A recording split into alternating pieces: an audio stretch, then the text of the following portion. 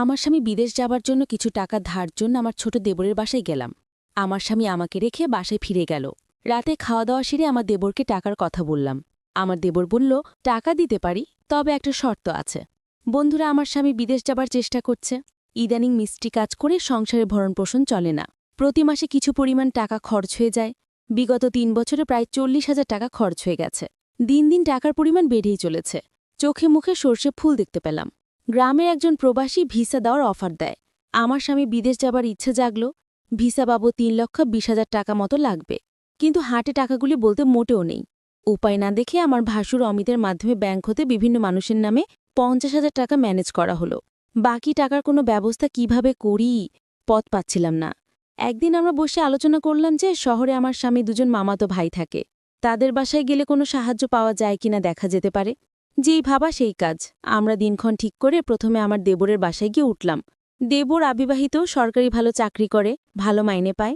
তাছাড়া ভালো out income তার, সেজন্য কোনো অভাব নেই বললে চলে। সামনে বিয়ে করার প্ল্যান আছে বিধায় বিরাট আকারের একটি বাসা নিয়ে থাকে। আমরা বিকেলে দেবের বাসায় গিয়ে পৌঁছালাম। আমাদেরকে দেখে সে আশ্চর্য হয়ে গেল। সে বলল, আপনারা কোথায় হতে এলেন, কিভাবে এলেন, কি উদ্দেশ্যে এলেন? একসাথে অনেক প্রশ্ন করে আমাদেরকে বাসায় অভ্যর্থনা জানান। আমরা বাসায় ঢুকলাম, হাত মুখ ধুয়ে ফ্রেশ হলাম। দেবর বাড়ির সবার কথা জানতে চাইল। তাদেরও আমাদের বাড়ির সবার কথা তাকে জানালাম। আমরা যাবার কিছুক্ষণের মধ্যে কাজের বুয়ার সাথে আমাদের সকলের জন্য রাতের খাবার তৈরি তাকে আদেশ দিয়ে দিল। আমাদের উদ্দেশ্যের কথা এখনই বললাম না, রাতে খাওয়া দাওয়া সেরে বলবো প্ল্যান আছে। সন্ধ্যে সামান্য পরে আমার স্বামী বলল, আমি একটু আমার আরেক ভাইয়ের বাসা থেকে ঘুরে আসি, তারপর রাতে একসাথে খাওয়া দাওয়া করে কথা বলবো। দেবর বলল, রাতে ঠিক চলে আসবেন তো ভাইয়া? আমার স্বামী বলল, হ্যাঁ। তাহলে যেন শোনেন, যদি রাতে আপনি না আসেন, আমি কিন্তু ভাবিকে আস্ত রাখব না বলে দিলাম। এই বলাতে আমরা তিনজনই অট্টহাসিতে ভেঙে পড়লাম। আমার স্বামী চলে গেল। আমি আমার শিশু বাচ্চাকে খাওয়ালাম এবং তাকে ঘুম পাড়িয়ে দিলাম। আমরা দেবরভাবে সোফায় বসে টিভি দেখছিলাম, আর রাজ্যে নানা কথাতেই মশগুল হয়ে গেলাম। কথার ফাঁকে আমাদের উদ্দেশ্যের কথা বললাম। তোমার ভাই বিদেশ যেতে চায়, কিন্তু টাকার খুব অভাব। মোটামুটি টাকা জোগাড় করেছি, আরও ১,০০,০০০ টাকা দরকার। তুমি দিতে পারবে ভাই? আমি কথাটা উপস্থাপন করলাম। দেবর বলল, এত টাকা আমি একসাথে এখনও দেখিনি, বলে দুষ্টুমির ছলে সোফায় কাত হয়ে পড়ে গেল। অভিনয় করার দরকার নেই বলে আমি তাকে টেনে তুললাম। এরপর আমরা রাতের খাবার খেয়ে নিলাম। আমার স্বামী সেদিন রাতে বাসায় আসলো না। তার জন্য অপেক্ষা করে রাতে আমরা শুয়ে রইলাম। নতুন জায়গা, তেমন ভালো ঘুম হলো না। সকালে স্বাভাবিকভাবে নাস্তা সেরে নিলাম। আমার স্বামী আসলো, তাকে নাস্তা দিলাম। আমরা চলে যাবার প্ল্যান করলাম। তার আগে আবার একবার দেবরকে টাকার কথা বললাম। দেবর বলল, টাকা জোগাড় করতে আমার সপ্তাহখানেক সময় লাগবে। কখন লাগবে তোমাদের টাকা? আমি বললাম, আগামী ১০ দিনের মধ্যে হলে আমাদের চলবে। আমার স্বামীর দিকে লক্ষ্য করে বলল, তাহলে আগামী সোমবার তুমি আবার এসো। আমি কিছু টাকা দিতে পারবো। বাকি টাকা তুমি অন্য কোথাও সংগ্রহ করতে পারো কিনা দেখো। আমার স্বামী কি যেন চিন্তা করলই, তারপর বলল, তাহলে আমি তোর ভাবিটে রেখে যাই। তুই যত তাড়াতাড়ি পারিস টাকা জোগাড় হলে তোর ভাবিকে পাঠিয়ে দিস, কেমন? আমি আপত্তি করলাম। আমার স্বামী আড়ালে নিয়ে আমাকে বলল, যদি আমরা কেউ সামনে না থাকি তাহলে সে যদি টাকার কথা ভুলে যাবে। আর তুমি এখানে থাকলে এমন কিছু ঘটবে না। তুমি এখানে থাকো, টাকা যে কোনো উপায় আমাদের পেতে হবে। আমি বাড়ি গিয়ে বাকি টাকা জোগাড় করতে হবে, আর তুমি বুঝিয়ে সুঝিয়ে বেশি টাকা নিতে পারবে কিনা দেখবে। আমি রয়ে গেলাম। আমার স্বামী জ্বলে গেল। আমার স্বামীকে গাড়িতে তুলে দিয়ে ১ ঘন্টার মধ্যে দেবর ফিরে আসলো। দিনে কোনো প্রকার দুষ্টুমি করেনি। রাত হলো। সেই রাতের কথা কিছুক্ষণ পর বলছি। রাত প্রায় ৯টা বাজল। আমরা রাতের খাওয়া দাওয়া সেরে নিলাম। এবার ঘুমানোর পালা। আমি আমার শিশু সন্তানকে পাত্রে দুধ খাওয়াই ঘুম পাড়িয়ে নিলাম। আমি বিছানায় গিয়ে শুলাম। দেবর টিভি অন করে সোফায় আরাম করে বসল। বসে আমায় ডাকল, ভাবি সোফায় আসো। আমি কোনো জবাব না দিয়ে বিছানায় শুয়ে রইলাম। একবার আমাকে ডেকে সাড়া না পাওয়ায় সোফা হতে উঠে আসলো এবং আমাকে ভাবি বলে ডাকতে লাগল। আমি সাড়া না দিয়ে পারলাম না। বললাম, অনেক রাত হয়েছে, ঘুমিয়ে পড়ো। এরপর সে বিছানায় গিয়ে শুয়ে পড়ল। কতক্ষণ ঘুমালাম জানি না। আমার ঘুম ভেঙে গেল। আমার ঘুম ভাঙলে আমি তাকে বুঝতে দিলাম না। বুঝতে পারলাম ঘুমের মধ্যে কি ঘটনা ঘটে গেছে। ভাবলাম, আর থাকবো না, চলে যাব। তাই সকালে নাস্তা খেয়ে রেডি হলাম। তখনই মনে হলো, এইভাবে চলে গেলে স্বামী টাকা জোগাড় হবে কিভাবে। নানান কথা ভাবতে ভাবতে সকাল ৯টায় আমাকে একটা মোবাইল ফোন দিয়ে দেবর বলল, অফিস হতে আমি যোগাযোগ করতে পারি। তাই এটা দিলাম। এই বলে সে অফিসে চলে গেল। আমি একা তার পথ চেয়ে বসে রইলাম। অফিসে চলে যাওয়ার পর আমি সম্পূর্ণ একা বসে বসে টিভি দেখছিলাম। দরজায় কড়া নাড়ার শব্দ হলো। দরজায় পাশে গিয়ে জিজ্ঞেস করলাম, কে? বাহির হতে জবাব এলো, আমি কাজের বুয়া। খুলে দিলাম বুয়া। পাক শাক সব শেষ করে আমার কাজ হয়ে গেছে বিদায় নিয়ে চলে গেল। আমি আবার টিভি দেখায় মগ্ন হলাম। বেলা প্রায় 1টা বাজল। আমি স্নান করার জন্য প্রস্তুতি নিলাম। এমন সময় মোবাইল বেজে উঠল। দৌড়ে গিয়ে রিসিভ করলাম। ওপার হতে আমার দেবর বলতে লাগলো, ভাবি আমি একজন লোকের হাতে 50,000 টাকা পাঠাচ্ছি। লোকটা আমার খুব আপন। একটু ভালো করে মেহমানদারি করবেন, চা নাস্তা যা চায় তা দেবেন, কোনো কার্পণ্য করবেন না, বুঝলেন? টাকাগুলো আপনার জন্য। আমি ঠিক আছে বলে ফোন রেখে দিলাম। আমি আবার টিভি দেখার জন্য সোফায় বসলাম। টিভিতে একটা ইংলিশ সিনেমা চলছে। এমন সময় দরজায় কড়া নাড়া শব্দ হলো। দরজা খুলে দিলাম। এ কি দেখছি? সম্পূর্ণ এক নিগ্রো মানুষ, প্রায় 6 ফুট লম্বা। হাতের আঙুলগুলো যেন আমাদের বাঙালিদের হাতের বাহুর মতো লম্বা, যেমন লম্বা তেমনি মোটা। লোকটি বাংলায় বলল, আসতে পারি ভাবি? আমি হেসে বললাম, হ্যাঁ আসুন। লোকটি সরাসরি সোফায় গিয়ে বসল। তাড়াতাড়ি চা নাস্তা তৈরি করে তাকে পরিবেশন করলাম। সে 10,000 টাকা আমার হাতে গুজে দিল।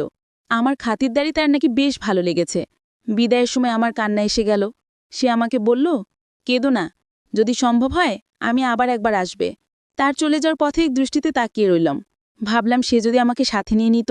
বিকালবেলায় আমার দেবর অফিস হতে ফিরে এসে লোকটির কথা জানতে চাইল, টাকা দিয়েছে কিনা। বললাম হ্যাঁ দিয়েছে। আমার দেবর আশ্চর্য হয়ে আবার জানতে চাইল, তাহলে দিয়েছে? আমি বললাম হ্যাঁ দিয়েছে। তো এতে আশ্চর্য হওয়ার কি আছে? আমার দেবর হেসে উঠে বলল, এমনি এমনি দেওয়ার কথা ছিল না। আমি কোনো কথা না বলে চুপ হয়ে রইলাম। আমার নীরবতায় সে যা বুঝার বুঝে গেল। আমাকে বলল, ভাবি, দুনিয়াটা বড়ই কঠিন। কেউ কাউকে এমনি এমনি টাকা দিতে চায় না, সবাই বিনিময়ে চায়। সে আমাকে ধারে টাকা দিয়েছে, যথাসময়ে এগুলো ফেরত দিতে হবে। আমি তোমাদের টাকা প্রয়োজনের কথা এবং তোমার উপস্থিতির কথা সব জানিয়েছিলাম। তুমি যদি দাদাকে যদি কিছু না বলো তাহলে 1 থেকে 2 লাখ টাকা জোগাড় করে দেওয়া যাবে। শুধু দাদাকে বলবে সব টাকা আমি দিয়েছি। এতে টাকাও জোগাড় হচ্ছে, তখন ভাই বিদেশ যাওয়া নিশ্চিত হচ্ছে। আমি তার কথা নির্দেশ সব শুনছিলাম।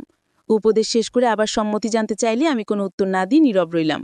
আমার চোখে ভেসে উঠতে লাগলো আজকের লোকটির কথা। কি নাম কে জানে, জিজ্ঞেস করা সম্ভব হয়নি। খ্রিস্টানরা মুসলমান তাও জানা যায়নি। তবে হিন্দু নয় যে সে ব্যাপারেও নিশ্চিত।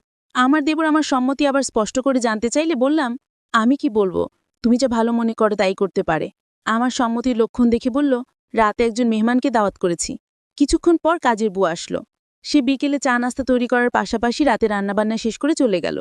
কে আসবে, কেমন হবে লোকটি, মনের ভেতর একটা চঞ্চলতা কাজ করতে লাগলো। রাত 9টা বাজলে আমি দেবরকে বললাম, খেয়ে নেবে না? মেহমানের জন্য অপেক্ষা করবে। বলল, না, মেহমান কে আসবে, চল আমরা খেয়ে নিই। আমরা খেয়ে নিলাম। আমরা বসে বসে টিভি দেখছি। প্রায় রাত 10টা দরজায় খটখট আওয়াজ শুনলাম। বুঝলাম মেহমান এসে গেছে। আমার দেবর দরজা খুলে দিল। মেহমান ঘরে ঢুকে জানতে চাইল, তোমার ভাবি কই? দেবর বলল, ভিতরে আছে। দুজনে একসাথে আমি যে ঘরে আছি সে ঘরে চলে গেল।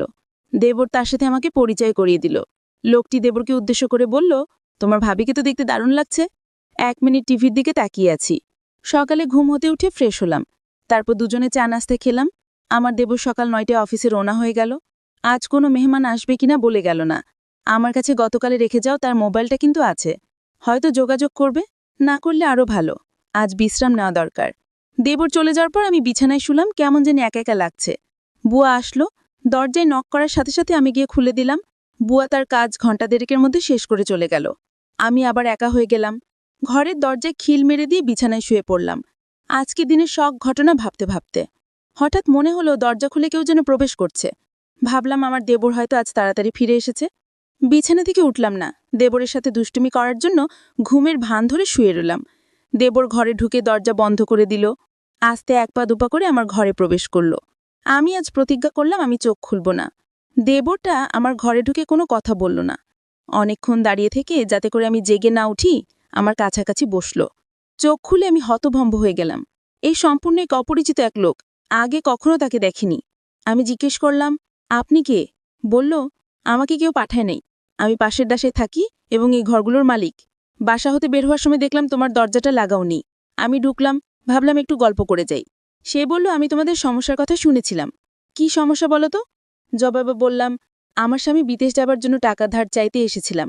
টাকা জোগাড় হয়েছে? তোমার কি সে আপন দেবর? না, আমার স্বামী গ্রাম্য বাল্যবন্ধু এবং দুঃসম্পর্কে চাচাতো ভাই। লোকটা হেসে উঠল, তাই চিন্তা করো না, আমি তোমাকে সাহায্য করব। আমি এখানে একা থাকি, কেউ নেই। যতদিন থাকো আমি তোমাকে সেলফ করব। আমি এখনই টাকা দিচ্ছি। এই বলে বাসায় গিয়ে টাকা নিয়ে ফিরে আসলো। টাকা দিয়ে বলল, কাউকে বলবে না। মেঘ না চাইতে জল পেলাম। লোকটা বলল, দুপুরবেলা আমাদের বাসায় এসো, তোমার সাথে গুরুত্বপূর্ণ কথা আছে। দুপুর হতে আরও 3 ঘন্টা বাকি আছে। অপেক্ষা করতে করতে যখন 2টা বাজল, আমি আস্তে আস্তে এক পা দুপা করে বাড়ির মালিকের ঘরের দরজায় গেলাম। দরজায় চোখ রাখলাম, কিছু দেখলাম না।